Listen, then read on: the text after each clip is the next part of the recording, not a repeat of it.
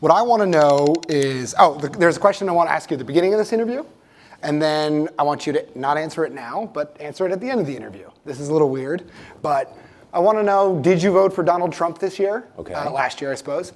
And to which party are you registered, if any at all? And you want to remain in suspense? I do. I kind of want them to think, I wonder if, I want some of them to think, I didn't even know that it's possible that he didn't vote for Donald Trump, perhaps. Huh. So anyway, okay.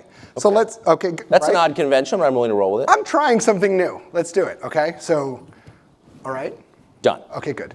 All right, so look, I think the big news is Matt Lauer, NBC News, sexual harassment everywhere, the reckoning, the Me Too reckoning, so to speak. What do you make of it all? Well, it's awful. I mean, abuse of power is always awful. Any kind of power. Sexual power, financial power, any kind of power. It's also really common. People abuse their power by definition. That's just a function of human nature. So I don't think it's surprising. The details are always jarring and jaw-dropping, and someone really did that. I mean, it's shocking, especially when it happens in an industry you're familiar with to people you know, and it's even more awful in a way. But if you take 3 steps back, I mean, it shouldn't surprise you that famous people who sort of bask in public adulation all day long behave poorly when the cameras are off. That's interesting because one of the things that you said last night, which is a great show again, talking about NBC, you're sort of, some of these people are hypocrites, like they are reporting on Donald Trump and Roy Moore and... I don't think I made that point. But maybe I misheard it, so... Yeah. I mean, no, I think it's totally, look, I mean, we're all hypocrites, right? On some level. And that's probably a good thing. And politeness is hypocrisy. How are you this morning? I'm great. How are you? I'm fine. We're both hungover, but, for the sake of getting along, we both pretend we're fine. I mean, there's artifice that allows us to get along, and that's okay. That's what manners are. And so I actually try not to hit people too hard on hypocrisy, just because, I think it's a human thing. But I guess... I couldn't resist noting that NBC fired Billy Bush for the crime of, I don't know, laughing, for which he apologized, and then, squelched the Harvey Weinstein story that Ronan, the fantastic story that Ronan Farrow wound up selling to the New Yorker, and why? I don't know. I think it's a fair question, and they haven't answered it. So, I mean, that annoyed me because I watched it carefully. But no, I worked at NBC for 4 years. I have a lot of friends over there, decent people, and I feel sorry for everybody who works there. And there was this clip that you aired last night with Harvey Levin, I think, from TMZ, and it was shocking, I thought.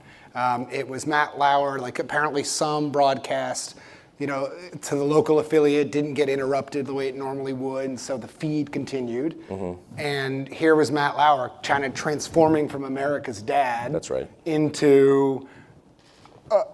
commenting on someone's sweater, and I think he said something like, "I like the way you bend over. You should keep doing that." And his face looked different. And it was shocking. Yeah, I mean, it was shocking. It's always jarring to see people in their natural habitat when you're used to seeing them on television. Though I do think over time TV reveals the truth. I mean, if you sit in front of a camera every day for years, viewers kind of know who you are. Actually, yeah. On some level, they do. This brings up a question I wanted to ask. Yeah. Is the Sean Hannity we see on TV, is that really Sean Hannity? Are you the person we see on TV? Well, I'm totally the person you see on TV. Yeah. I don't have the disk space for that level of artifice. Yeah. You know what I mean? I'm not smart enough to be that false. And also, it's too hard. I mean, every view you hold, you also feel comfortable expressing on TV? No. Okay. Every view I hold, no, of course not. I've got all kinds of views I cloak from public view. Where is the filter? Yeah, I mean, I believe in kind of, no, of course I don't. Yeah. Everything I say on television, I sincerely believe. And if I can just put in a plug for my employer, one great thing about Fox, and this is totally sincere, is no one's ever told me what to say or what to think, ever. And there are not even any guidelines. So I feel completely free to say what I think. But often when, people are yelling at me at untrained platforms or giving me the finger as I walk to lunch or whatever, on the those occasions when I can talk to them, you're awful on TV. You probably wouldn't like me in person either, because that's kind of who I am.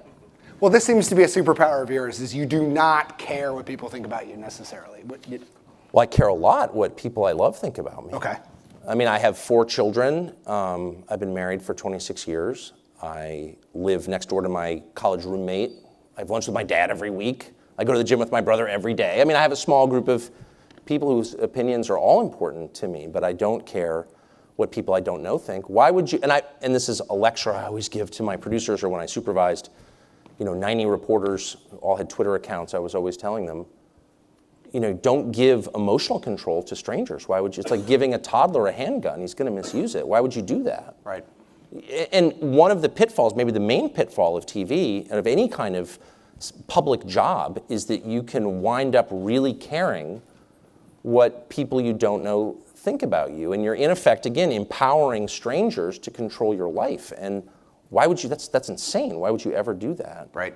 So I'm naturally suited for this job because it's never occurred to me to sort of care what people who hate me think. I mean, I care about the ratings, and of course, I'm not impervious to it, but I'm not on social media. I'm not like trolling for affirmation from strangers. Why would you do that? And a lot of people do that who don't even work in this weird business. So what is the thing that, if you don't care what people think, which it seems... I very much care, just to be clear. I'm not a sociopath. Like, right. If my wife says, you shouldn't do that, I'm really wounded by it, and I follow those instructions immediately. Just draw... No, I'm serious, I do. Yeah, no, absolutely, I get it. The line, though, there is a line. We covered this already, I don't want to be a dead horse, but there is a line where it's like, the Fox News audience might not take what I have to say about such and such topic.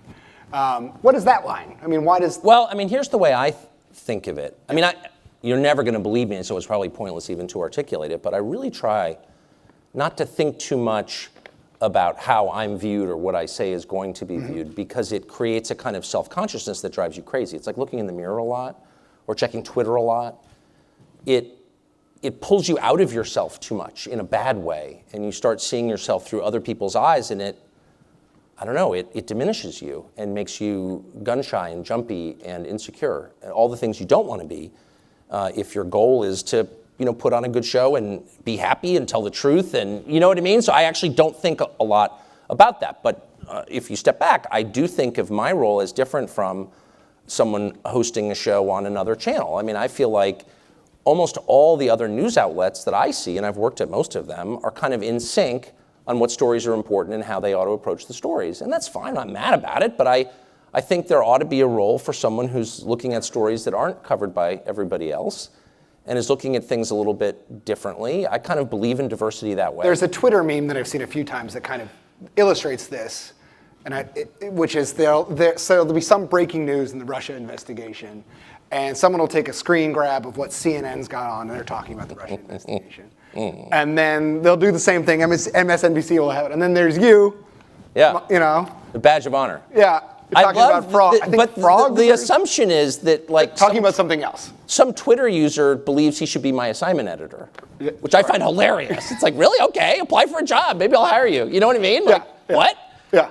I mean, the reason that Fox hired me was in part to sort of take an hour. I'm not in charge of Fox. I have no influence over the rest of the channel. I just have responsibility for an hour, and put on what you think is important, inherently important, or that you think is important anyway, and say what you think about it, and that's what I do. So it's totally disconnected from what Stephanie Ruhl's doing on MSNBC or Anderson Cooper. I'm not against them, but those aren't relevant markers to me at all. And in fact, I think, I said I wouldn't be critical, but I will say this, I do think that there is a kind of childish groupthink in the media a lot, where people are checking other outlets to ratify their own decisions, and I kind of get that. There is a wisdom in the judgment of a crowd. However, at some point you have to say, well, no, this is important for these reasons. So tell me why this is important. As to the Russia thing, I've done a lot of Russia segments, probably too many, but I think we inflate its importance. And I also, by the way, think we pay way too much attention to Trump. I've always thought that. Trump is moderately interesting. He's the president of the United States. He's really powerful. It's a legitimate topic of discussion. But if you're programming your entire schedule around one guy and his tweets, it's possible you might be missing other stories. Okay, I have one for you, though. Yeah. Hillary Clinton. No other networks cover Hillary nearly so much as Fox News, it seems to me. If you want Hillary news, you know where to go. Why are we still talking about her? I don't know. I can only speak for my show. We're not talking about her that much. Okay. That I'm aware of. Yeah, you're not the one with the flow charts. I don't know. I mean, I think my real opinion is I think there's something really interesting going on the Democratic side. I live in D.C., which is, I think it was 93 or 4%. It's the most Democratic city in the country, okay? So I'm surrounded by Democrats. And some of them are smart, and a lot of them are my friends. And I know because of that there's this war may be too strong, but only mildly too strong, this conflict going on in the Democratic Party over what it is. Whose party is it? Is it the party of Bernie Sanders, or is it the party of the Clintons, or is it something very different? Is it an identity politics party run by somebody else? And I think I think Democrats are likely to do well in the next cycle, certainly the next couple cycles. They're out of power. They won't always be out of power. And so I think it's important to ask questions like, what is the Democratic Party and what does it stand for? I grew up I'm 48, in a world where the Democratic Party was the party of, the faculty lounge, but it was also the party of wage earners. It was a working class party. It was Roosevelt's party. And it's not anymore. And the exit polling confirms that it's the party of the affluent, well-educated, and of the poor. And so what does that mean exactly for policy? So I think it's an interesting conversation. So watching the rejection of the Clintons is a fascinating story. I mean, I covered the 1992 presidential race. And so I always go back and I think, well, would Bill Clinton be a viable candidate as a Democrat now? And of course not. He'd be jeered. He'd be pulled off stage as like a racist or something. I mean, like literally. And I think that's interesting on its face, but I also think there's sort of deeper lessons that come out of that. So, but is that what you're talking about when we talk? Yeah, we just did a whole segment on this last week. Whose party is it? Yeah. And I even said, do you care about Uranium One and all that? Is that Uranium One's a real story? Okay. Please explain to me, because it seems to me, and I do not want to debate you. That is. I'm not going to debate. I'm not a debater. I'm a question asker. Okay. But it seems to me that many people had to approve this deal. Many people did, and an entity bought. And there was no connection in terms of actual equity holdings between the donor to the Global Clinton Foundation and the guy who actually sold the company to the Russians. That? Well, he sold it many years before, and then later. Oh, so he wasn't a stakeholder in the company? Well, maybe he was or not. But I don't know. You're the one who's got the facts. No, that's what I'd heard at least. Again. You heard it. Where? On the internet. Oh, on the internet. Okay. Maybe. So as an expert on Uranium One, perhaps you can set me straight. I told you, not debating. I'm not debating. This is not a debate. I'm just asking you questions. I'm just asking you questions. You still think Uranium One's a story? I don't know. No, but how Nicholas, tell me. It doesn't seem like one to me. Oh, it doesn't? Based on what you read on the internet? No, because they couldn't even move the... No, again, they couldn't even... hilarious. They couldn't even move... Hold on, one point. They couldn't even move the uranium out of the country. Oh, they didn't? They moved no uranium out of the country? You could...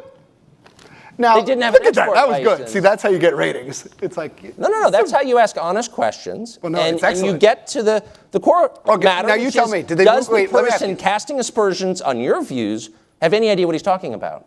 I wish I knew more. And I guess I would put you in the no category because, actually, look, I'm not saying that I try not to overstate. No, it's fair. You're being accurate. If you can find a place where I grossly overstated something or was inaccurate. Yep. Okay, tell me why Uranium One is a big story. Let's go back to that. I don't know. It's the biggest story, but I didn't say the biggest. Look, here's the context.